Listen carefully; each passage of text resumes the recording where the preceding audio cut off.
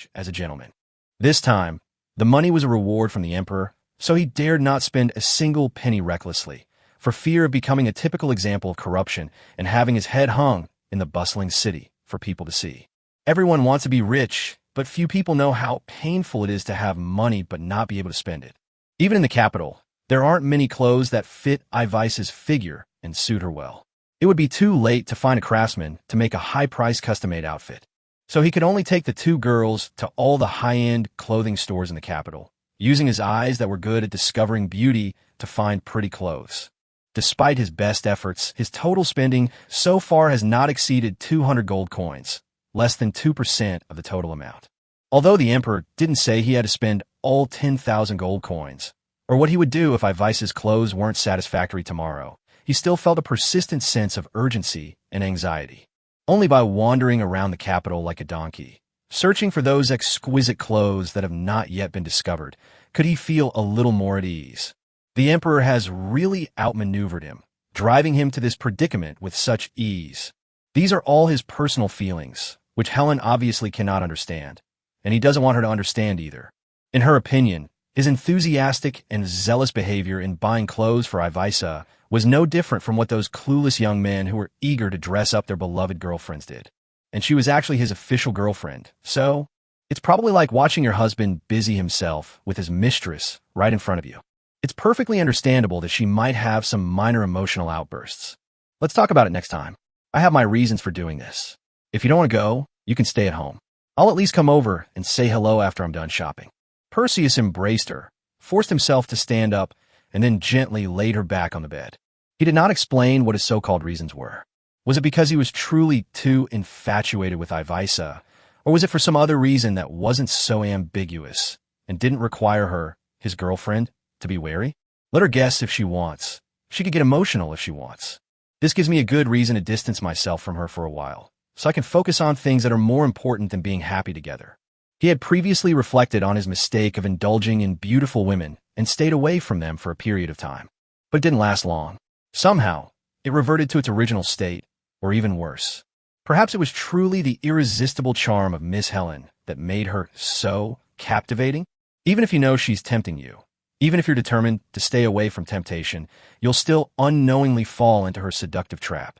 Her seemingly clear and affectionate eyes actually concealed a deep, dark turmoil capable of capsizing a giant ship. If he had enough time, he wouldn't mind jumping in for a swim, but time waits for no one. Ivisa is waiting for him downstairs, and the Dog Emperor is waiting for him in the palace. How can he be at ease playing love games with another woman here? Honey, are you angry? Helen looked at him expectantly. In a second, Perseus's overly tense nerves and surging negative emotions were instantly cleared away. No, Perseus said softly. He thought for a moment, then patted Helen's head. I'm really not angry.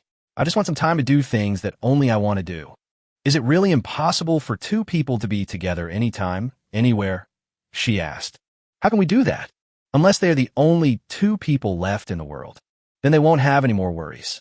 Because without Ivisa, without the Dog Emperor, without Jerome and Luna, all civilizations and cultures in this world and their conflicts would disappear, and everything would become a thing of the past.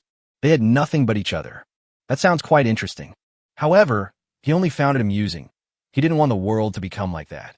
Just like some people think jumping from a high place is fun, but they don't actually jump off a cliff. So, don't talk nonsense. Wait for me to come back. Perseus ruffled her hair vigorously this time, making it a mess, and then gently kissed her pouting lips, earning her an angelic smile in return. But you can reconsider my proposal at any time, she said, looking at him with that straightforward smile. I hope she's just talking nonsense. Perseus smiled, but sighed inwardly. He had a vague sense of foreboding. It seems I've inadvertently provoked something terrible. I'm leaving now, he said. Then he turned and left.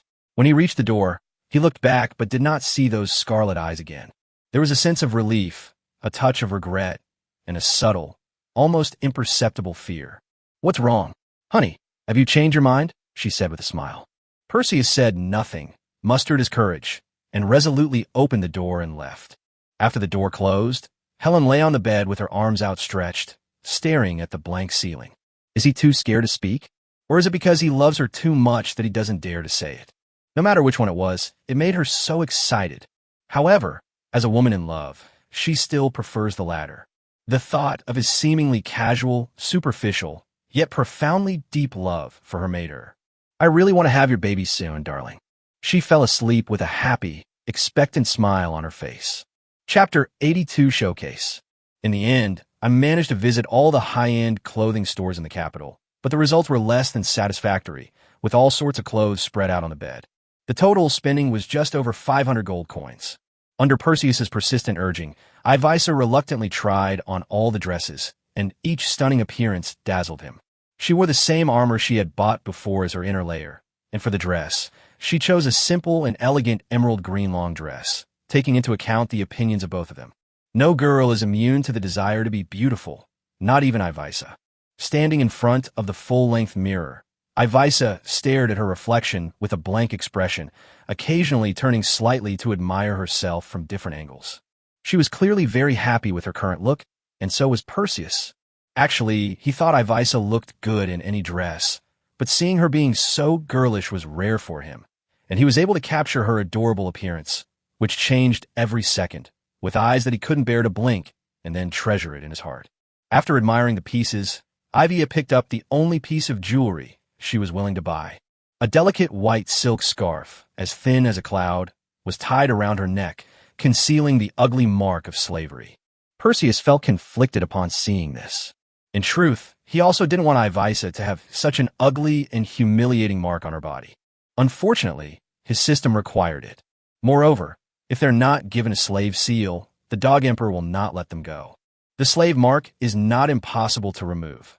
Once Ivaisa's magic reaches the 7th level, she will be able to remove it herself. But then he'll be in an awkward situation. This was the first time he had used this system, and there was no instruction manual, so he had to figure out many of the hidden rules on his own.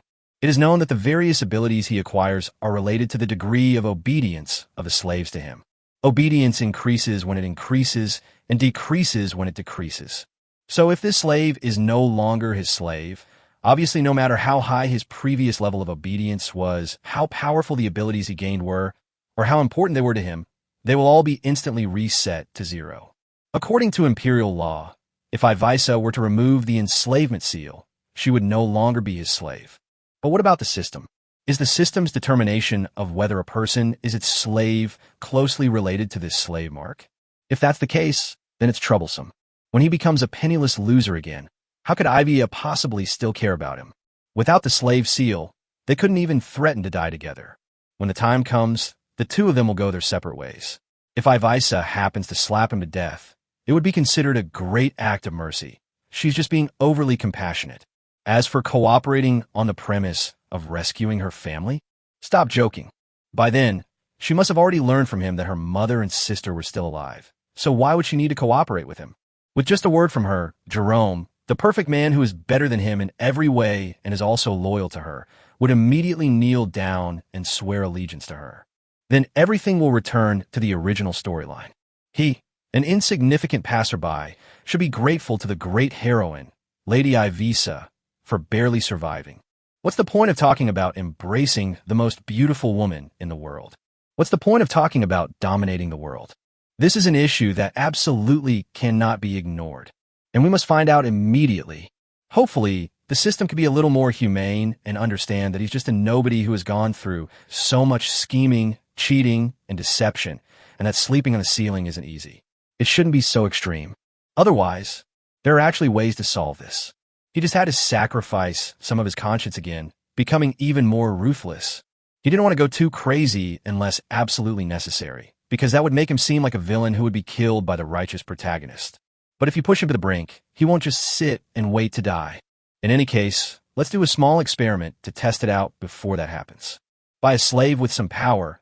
First imprint the slave mark, then remove the slave mark, and see what the system says. If the answer isn't good, he'll have to reconsider. Is it pretty? Ivaisa suddenly asked. Perseus paused his dark thoughts, looked at her intently, and moved a little closer. Ivia covered her chest with her hands, staring at him warily. Don't wrinkle your clothes. You'll need them tomorrow. Don't worry, I'm just looking, Perseus smiled. Oh, then you can see. Ivaisa lowered her hand and stood there like a mannequin, quietly watching him admire her. Perseus, of course, wanted to appreciate it properly, from top to bottom, from front to back. It's a bit of a shame that Ivisa was taller than him, even in high heels. Perseus had mixed feelings. When the two of them appear tomorrow, they will surely be the subject of some idle people's sarcastic remarks behind their backs, right? Even worse, they will feel that the two are not a good match. Although it's true, he still feels uncomfortable just thinking about it. I actually don't like wearing high heels at all. The toes are too pointed, they rub my feet so painfully, and it's easy to fall. I'll wear leather shoes tomorrow.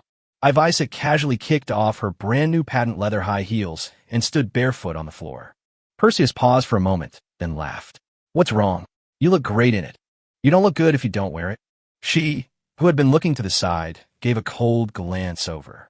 Of course not. If you don't want to wear them, then don't. You're already the best looking. You'd look good even in straw sandals. Perseus broke out in a cold sweat for some reason. Suddenly, a thought struck him, and he realized what shoes would best match her dress. Then, he picked up Ivisa and placed her on the bed, sitting down and crouching down to hold one of her feet. What are you doing? Ivia frowned at him. Then, she was slightly startled. In the vibrant light, a vine wrapped around her foot, growing and extending until it finally formed a beautiful sandal with a simple yet unique design. You know magic?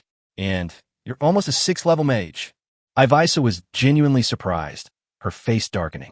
I thought you'd compliment the shoes I made, Perseus said with a helpless expression. It's very beautiful, no. Ivisa frowned. Is this one of the things you've been hiding from me? It's quite good, Mr. Perseus. Very worth keeping secret. I didn't mean to hide it from you. There's no rule that says you have to shout it out to the whole world if you know magic. Besides, you've never asked. If you ask, I would tell you something as trivial as this without even thinking about it. Perseus winked. Ivisa sneered. Then let me ask you now, what kind of magic do you know? I know everything you do, but all of it. Perseus sighed and showed her his skills one by one. The more Ivisa looked, the more blank her gaze became, until finally, not a trace of life remained on her face. You're not much worse than me, this so-called genius, are you? She said calmly. No, it's still far from enough. Perseus lowered his head. Don't hide things that don't need to be hidden in the future. You have magic, but I won't do anything to you, Ivisa said after a moment of silence. Okay, I understand, baby. I won't do it again, baby. The other one, do you want to hop out the door on one leg tomorrow? A fleeting, almost imperceptible smile played on her lips before she coldly shoved her other foot into his lap. The crisis has been temporarily averted. Chapter 83, The Ceremony begins. The next day, the coronation ceremony of Cthulhu was held as scheduled, and the whole country celebrated and schools were closed. However, only a portion of the students were eligible to attend the ceremony. Many more were simply sleeping in their apartments.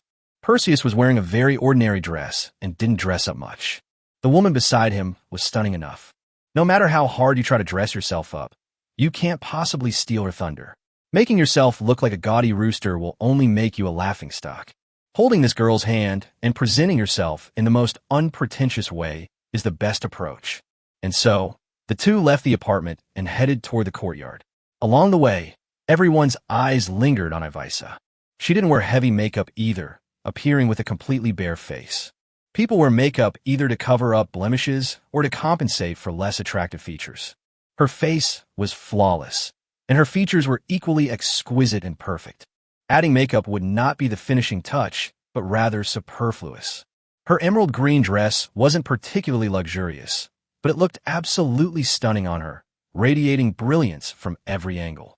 Those wrought-tan sandals were the perfect finishing touch, complementing the emerald green of her clothes and enhancing her stunning beauty.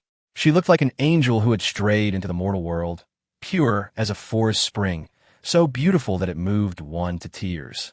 Even the ordinary, hateful man holding her hand next to her looked much more handsome. Come to think of it, if a man is lucky enough to hold the hand of such a